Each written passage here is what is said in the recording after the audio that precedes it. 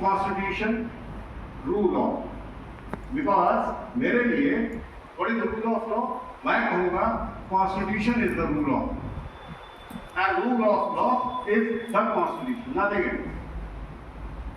Supreme court ने भी कहा था केंद्रीय रामलीला मैदान केस में 2012 में, तो इनका था बाबा जी का अपने क्या बोलते हैं योग, बाबा राम जी, उसमें सुप्रीम कोर्ट ने बिल्कुल यही सेंटेंस बोला।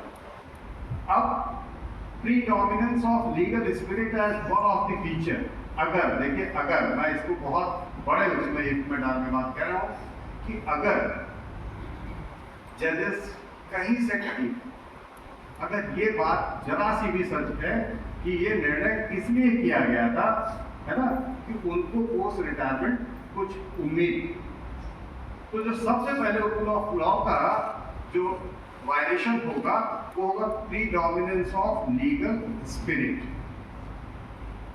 जो विधिक भावना है उसका उल्लंघन होता हुआ दिखेगा, विधिक भावना से ऊपर जाएगा।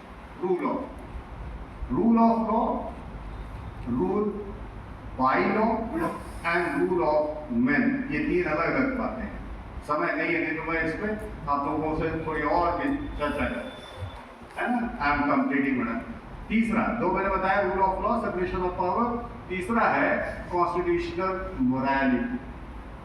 कॉन्स्टिट्यूशनल मोरालिटी को लेकर के डॉक्टर अम्बेडकर ने कॉन्स्टिट्यूशन असेंबली में कहा था कि हमारी कॉन्स्टिट्यूशन जो है वो एक लीगल कम मॉरल सेंटिमेंट्स का document, it is a blend of moral and legal principles constitution.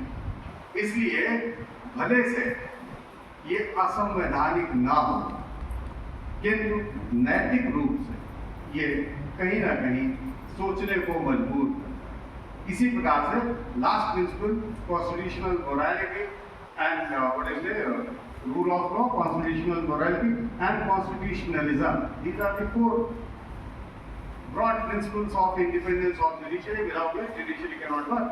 मेरा एक सिर्फ लास्ट एक सजेशन है कि there is urgent need, 75 years हो चुके हैं, कि हमें एक लॉ बनाने की जरूरत है जो कि पोस्ट रिटायरमेंट अपॉइंटमेंट्स को लेकर के बने, जिसमें एक नेसेसरी कूलिंग ऑफ पीरियड हो, है ना।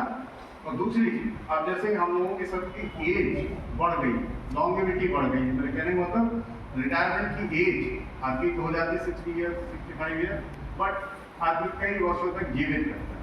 तो इनको बजाय हम पोस्ट रिटायरमेंट की तरफ धकेलें, बेहतर होगा कि हम एज जो अभी 62 और 65 है उसको बढ़ा करके 67 और 70 की तरफ देखें, या 65 68 की तरफ देखें। लॉ कमीशन ने भी ऐसी ही रिकमेंडेशन दी थी। Thank you very much madam, thank you so much.